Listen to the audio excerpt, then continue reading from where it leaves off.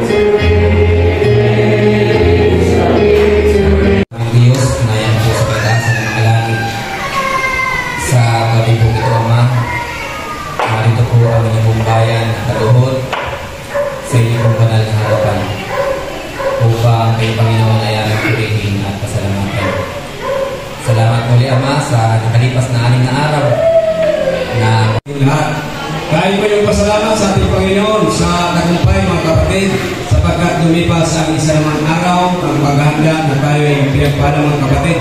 Ngayon po na gabi, nais natin pasalamatan ang ating mga kabahagi sa pagsamba ngayong gabi mga kapatid sa ating serbisyo. Sa panguna po na ating dalawang kabataan, tayo pinuna sa pagbabaawit mga kapatid at sa ating pambungad na pagpag-usap sa ating panalangin, isa sa ating mga elder, Padre Lloyd Labrador.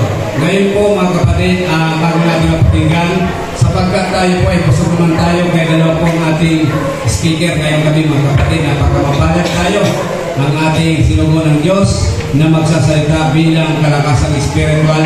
Kaya po, ang dalawa rin ang magpapakilala mga kapatid. Ang una po na magpapakilala ay si Engineer, isa sa ating mga elder, si Engineer Guber Malunggayon. Tapos yung isa rin magpapakilala mga kapatid ay si ang ating mga teacher dito, si Sir Lily Butis mga kapatid. Ngayon po, bago natin mapakinggan sila kung sino po mauna sa kanila, tayo makakarinig ng isang awit na makalangit na ipagkakayo sa atin ng mga kabataan.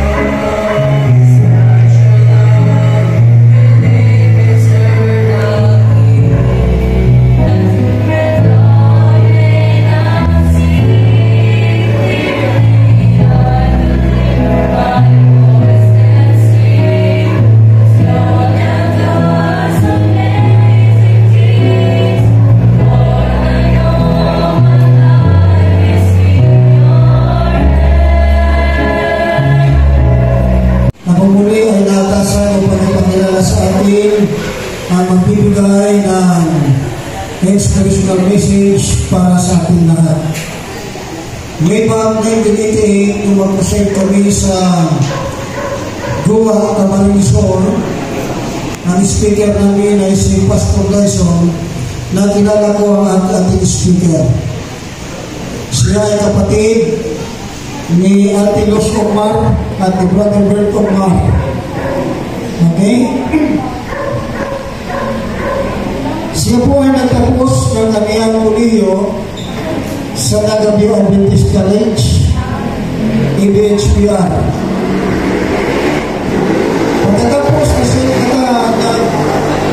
Pagkatapos ng kanyang pag-aaral,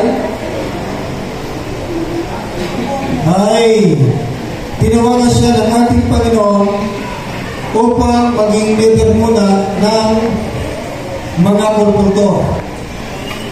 At pagkatapos, sapagkat ang ating misyon ay nagkukulang ng mga district pastor, tinawagan ng ating tagapagsalita bilang district pastor ng Catanduanes Island, Patmos. Okay, yan ang Patmos, mga kapatid. Sa Pilipinas, dalawang Patmos, Burias Island at dito sa Israel may dalawang Patmos, Burias Island at Catanduanes Island. Ako'y nagpapasalamat o ako'y hindi nagtataka kung bakit ang mga taga-Patmos ay talagang inilulok ng Panginoon. Okay, naka-assign sa Patmos, inilulok ng Panginoon sa mataas na katungkulan. Siya din ay naglingkod bilang district pastor sa Daig, Camarines Norte sa ilang mga taon.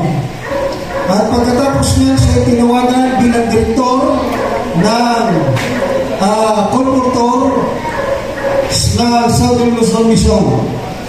Sa loob ng ilang taong pastor, sa publicity ng Southern Luzon Mission, 9 years. Sa 10 years na naglingkod bilang direktor ng publishing ng Southern Luzon Mission.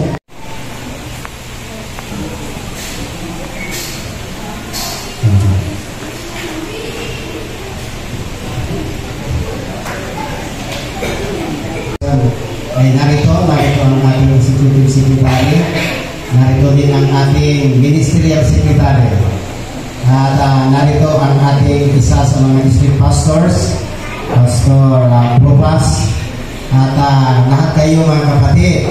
Nais kong batiin niya, nais ko pong i-recognize ang aking pong kasama, si Ma'am Loida Omega, ang ating pong registrar sa LMS, at ang kanyang mahal na asawa na aming piloto. Pwede po kayong tumayo, Ma'am Loida Omega and Kuya Robert Omega. Ano po? At ako po ay natutuwa na sumama ang kanyang asawa, dahil kung hindi ay naipakilala na kami na asawa ko daw si Ma'am Loida. Kaya sabi ko, kausapin mo talaga ang sumama si Kuya Robert. Yung nakaraang Sabado ay iba na ang pakilala sa amin. So,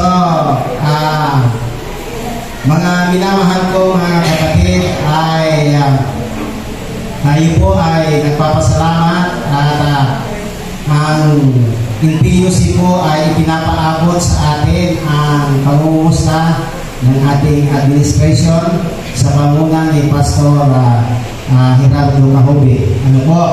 At ang sabi niya, saan man kayo pumunta dito sa Luzon, ay inyong sasabihin ang progress ng ating gawain.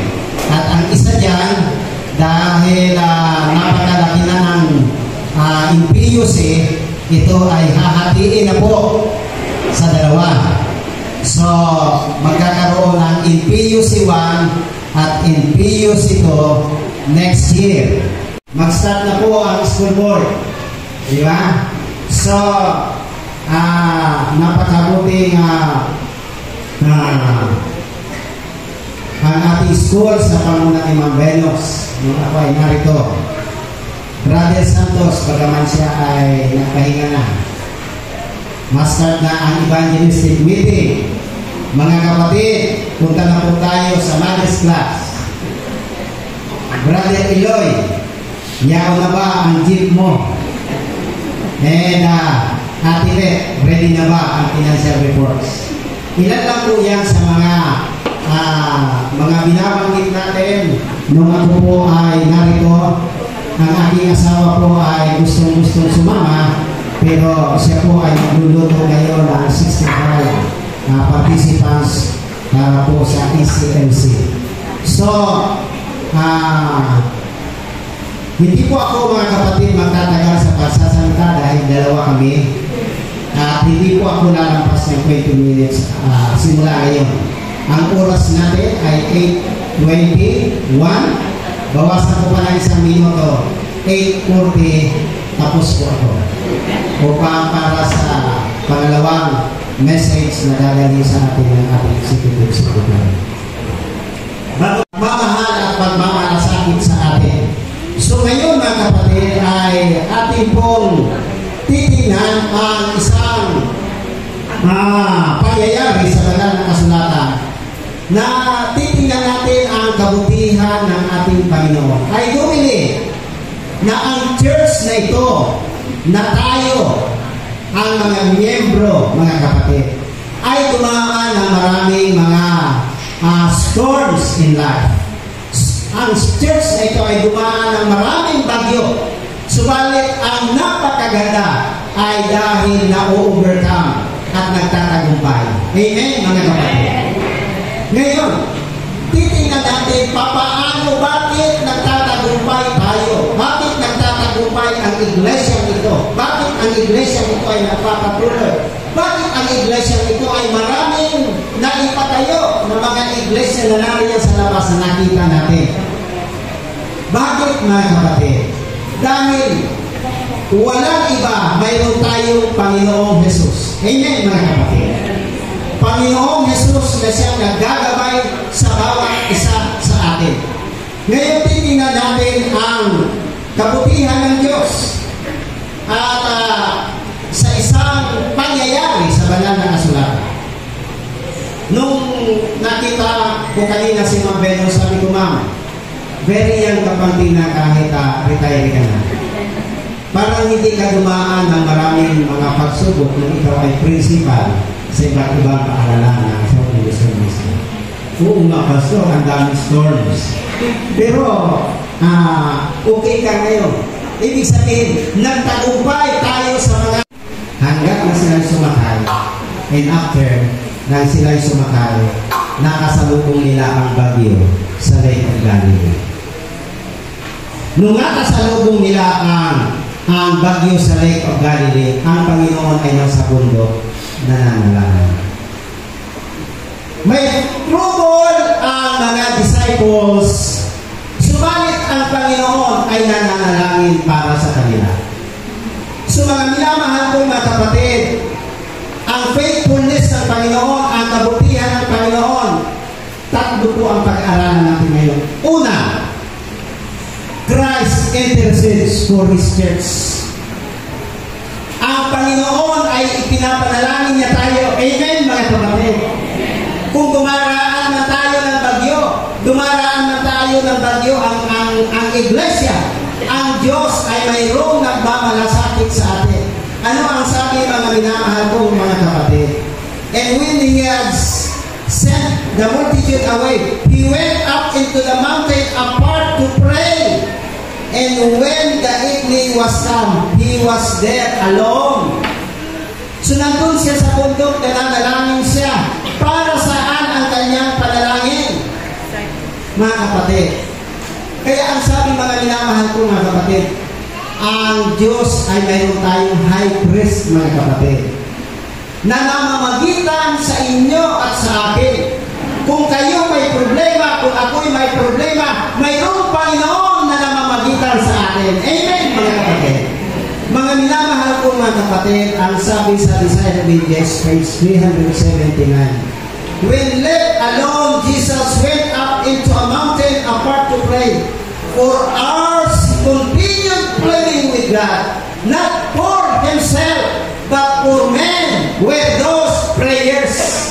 Ang pagmamahal ng Panginoon sa inyo kasama. Kahit may hinanapit tayo sa Kanya, hindi na tayo. Hindi mo na tayo.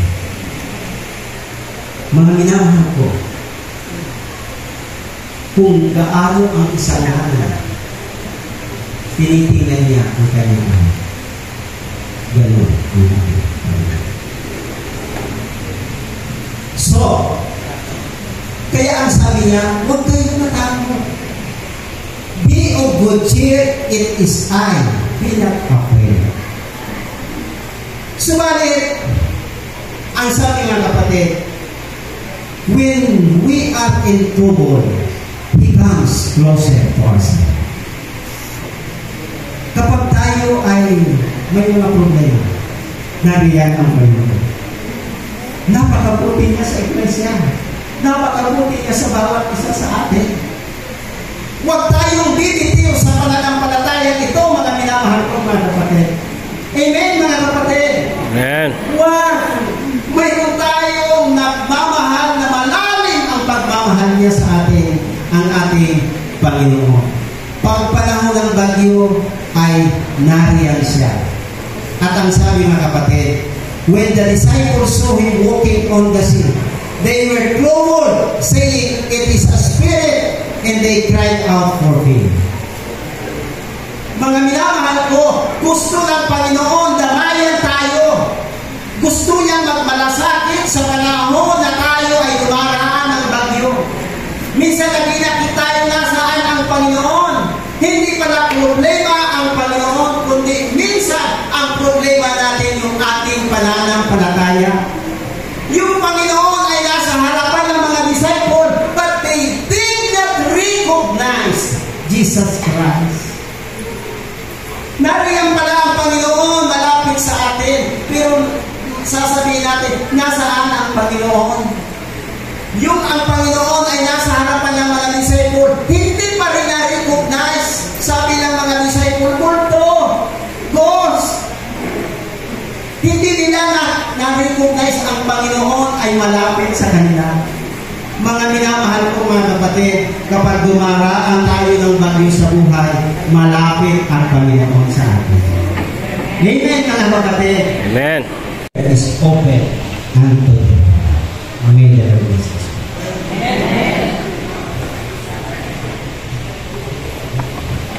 Bilang pagpapasalamat sa Bisaya na aming natanggap mula sa Panginoon sa pamamagitan ni Pastor Juan, nais po namin ibigay ito sa ibigang paalam ng pagmamahal.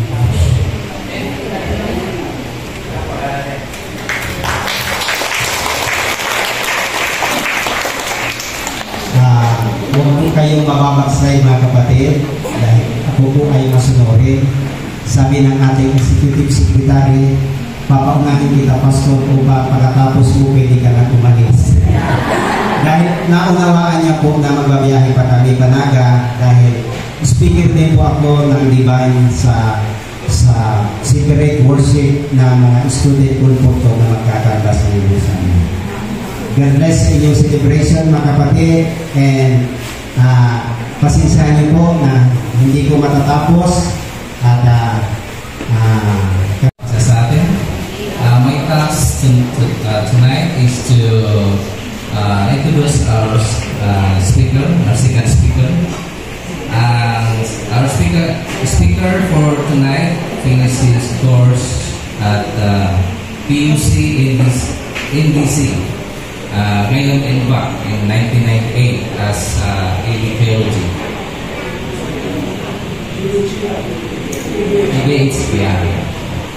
So, our speaker was born on February 1, 1975 and was baptized on February 1, 1992 and married to Ma'am Eva Aragón Marino. He served as church pastor in Pangilinan Church from 1998 to 1999, and from July 15, 1999 to 2015, he was called to work as district pastor. One of the district that he served is in Camnorte 2 in Daet, Camarines Norte, and from 2007 to 2010. Where he was ordained as minister of the gospel. In year 2016 to 2021, he led the following departments of SLM: Sabbath School Department, Personal Ministry Department, ECS, and EY. On November 2021, he was given the privilege to serve as Executive Secretary of SLM up to the present. Our speaker for tonight is no other than Pastor Renati F. Parin.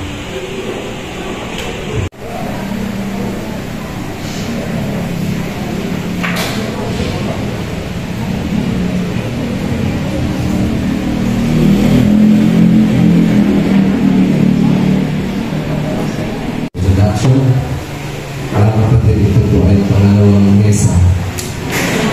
Nauna yung mesa ng Arsobispo. Ngayon naman ang mesa ng Arsobispo. Ay yung galing yun sa galing sa Vatican.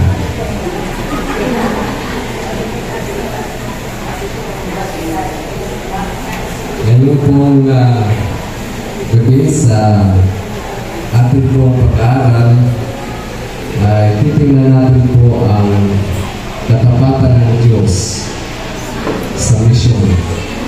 God's mission is to save humanity. Yan po ang mission ng Panginoon para magligtas sa mga tao. Ito, Revelation 14 verses 6 to 7, yan na ang mission statement ng Diyos simula pa ng mahulog ang tao sa pagkakasala. At hindi yan nagbabago, mga kapatid. Hanggang hindi dumating si Kristo dito sa sanlibutan, hindi magbabago ang misyon ng Panginoon na magligtas ng tao. Ang sabi dyan, at nakita ko ang ibang anghel na lumilipad sa gitna ng langit na may mabuting balita na walang hanggan upang ibalita sa mga nananahan sa lupa, sa bawat bansa at angkan at wika at bayan. At sinasabi niya ng malakas na tinig, matakot kayo sa Diyos at magbigay kalwalhatian sa Kanya sapagkat dumating ang panahon ng Kanyang paghatol at magsisamba kayo sa gumawa ng langit, ng lupa, ng dagat at ng mga bukal ng tubig. Ang message na yan ay merong urgency sapagkat ang mensahe ay nanggaling sa langit at ang nagdala ng mensahe ay lumilipad. Hindi po nagbabiyahe sa isang jeep. Hindi po iyan, mga kapatid, bisikleta ang ginagamit sa kanyang pagdala ng mensahe. Hindi po esportibo ni Pastor Frankie, hindi Suzuki. Ando, Pastor? Ha? Ang mga tagapagdala ng mensahe ay merong mga pakpak at lumilipad sa gitna ng kalangitan. Merong sense of urgency ang mensahe na iyan ng Panginoon. Kaya nga, si Jesus Christ yung narito, yun din ang kanyang inihayag, mga kapatid. Sa kanyang mga alagad noong panahon ay inutusan niya na humayo sa iba't ibang dako ng bansa, ipangaral ang Ebanghelyo, magbautismo sa pangalan ng Ama, ng Anak at ng Banal na Espiritu. At ang sabi ng Panginoon, wherever you will go, I am with you always. Saan man kayo naroon, ako ay inyong kasama. Sa faith to live by, it was Christ who from the bush on Mount Horeb spoke to Moses saying, I am that I am. Ang sabi niya kay Moses, I am hath sent me unto you. The I am hath sent me unto you, and this I am promised the disciples. Ang sinabi na I am na ito sa kanyang mga disciples, go therefore and make disciples of all the nations, baptizing them in the name of the Father and of the Son and of the Holy Spirit, teaching them to observe all things that I have commanded you, and lo, I am with you always, even to the end of the age.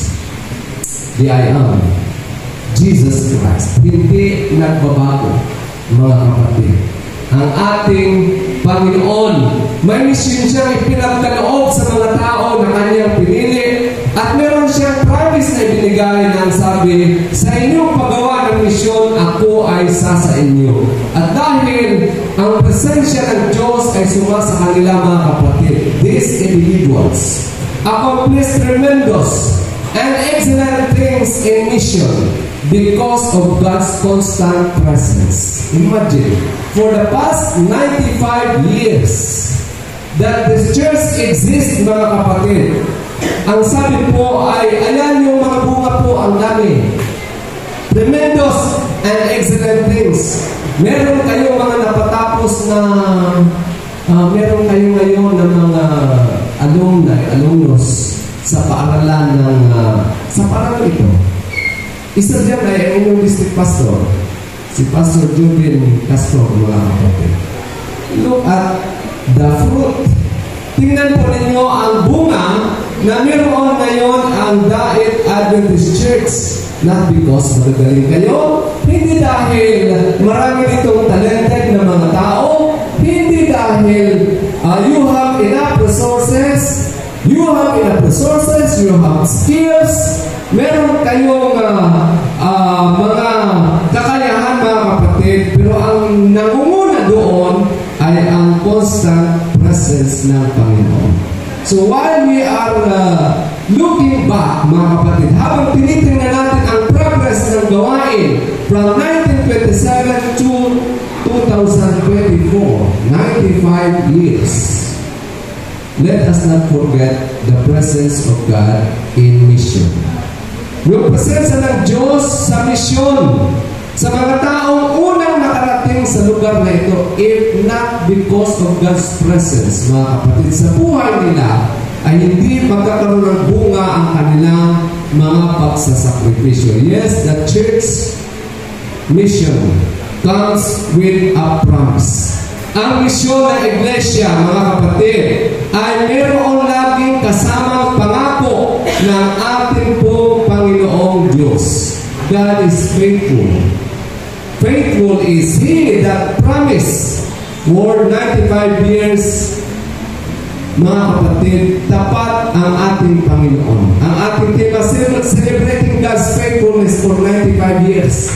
Yes, ating ipinagdiriwang ang presensya ng Diyos sa iglesia ito sa loob ng 75 mga taon. At sa ating pagdiriwang, minamahal na mga kapatid, the question that we must ask is, God is celebrating with us today? Ang Diyos ba ay kasama nating nagdiriwang sa ngayon, mga kapatid? Is God today celebrates with us because we are also faithful sa ating pagtugon sa misyon na Kanyang ipinagkaloob sa atin? Are we faithful, mga kapatid, sa banal na misyon na ibinigay sa atin ng Panginoon? Sino na naman, Pastor? Tingnan mo naman yung bunga o, ang dami niya. But are we really faithful, minamahal, mga kapatid? Tingnan natin ang missional challenge ng Dait sa territorial challenge. Panahon na dapat hanggang ngayon ganito tayo minamahal na mga kapatid. Paulit-ulit yung binabanggit sa Acts chapter 2. Now all who believe were together. Sila ay nagsasama-sama. Kaya yung ginawa natin kanina, mga kapatid, ay nag-motorcade. Ang daming nagkaisa dito maghanda. Kanya-kanyang trabaho, but for one purpose, for the glory of God. Unity. Napaka-importante niyan sa mission, mga kapatid. At alam niyo po, ang sabi ng ancient wisdom, when there is no enemy within, the enemies outside cannot hurt you. When there is no enemy within, the enemies outside cannot hurt you. Be an agent in preserving unity in the church. Ang panalangin ng ating pong Panginoon, mga kapatid, ganito yan. Sabi niya, Oh Father, they all may be one as you, Father, are in me, and I in you, that they also may be one. At ang sabi ng ating Panginoon, pag nagkaisa ang iglesia, the world may believe that you sent me. Pag nagkaisa ang mga kapatid sa Dait Church, patuloy ang pagkakaisa. Ang 22 barangay ngayon, they will believe the message. They will believe the message. Sabi po sa Spirit of Prophecy, ang pagkakaisa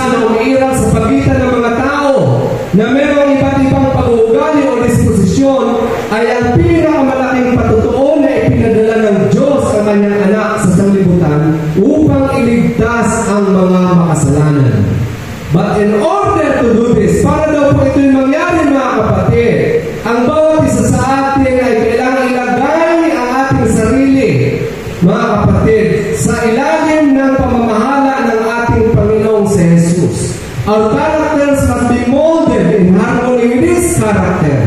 Yung ating kalooban ay dapat natin isuko sa kalooban ng ating Panginoon para mangyari yung pagkakaisa kahit may kanya-kanyang disposisyon, may kulit, may phlegmatic, may sanguine, ano ba yung isa?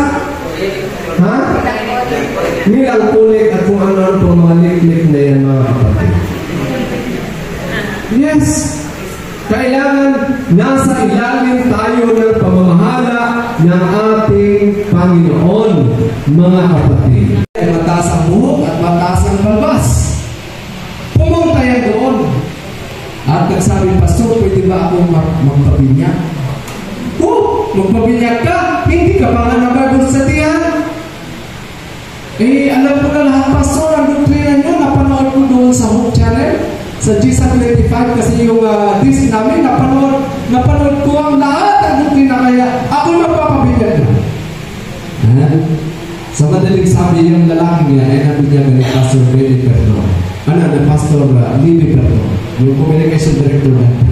At yan ay umuwi doon sa kanilang lugar sa Bantugan. At pag-uwi na doon mga kapatid, yan ang itsura. Hindi mahabang buhok, wala na yung mahabang balbas, mabago ang buhay niya. At yung kanyang magulang ay nag-testify ng pagbabago ng buhay ng kanyang anak, si Carlo Troyani. Simula lang siya mabinyagan na wala ang vision niya. Totally changed mga kapatid by the power of the gospel.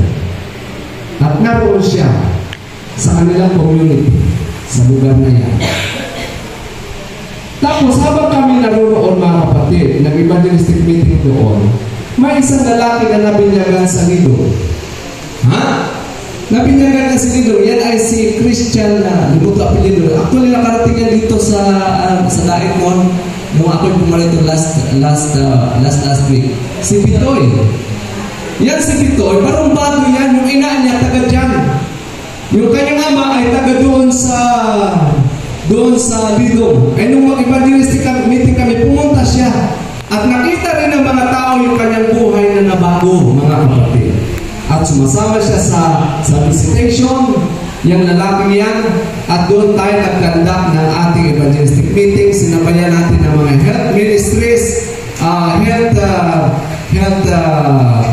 education at paggagamot sa mga taong may sakit, enrollment ng BOP, ginawa yan doon, at nagkaroon po ng baptism na 21 ang nabinyagan doon. Sabi ng iba na naroon na aming pausap ay inosente sila doon sa doktrina sa sikat kami. Nung sabi, Pastor, babalik pala ang Panginoon sa ikalawa? Hindi namin alam. Bago yan, mga kapatid, yung mga kapatid sa Kalamuan, nagkandak dyan nagkandak ng feeding. Pagkatapos namigay tayo din dyan po ng Godpad, pero hindi lahat nabigyan. Yung mga hindi nabigyan, yung mga nagtanong, Pastor, sabi Pastor, darating pala si Kristo sa ikalawa, hindi namin alam. And we were baptized po. 21, at pagkatapos ng baptism, ayan, budol fight na yan, and yung ating swimming na ginawa, at pagkatapos namigay ng damit, may BOP, graduation, at namigay ng Bible, at ngayon sa lugar na yan, mga kapatid, sa kalagitnaan ng mundo, ay merong mga tao na sumasamba sa Panginoon. At ang ating panalangin, makatayo tayo ng simbahan dyan sa intersection na yan, sa tabing daan. Naamura ng lupa, mga kapatid, ang lupa ay 10,000 lang, 20 by 20. Pastor, 10,000 yan, no? 10,000 lang. Thank you so much,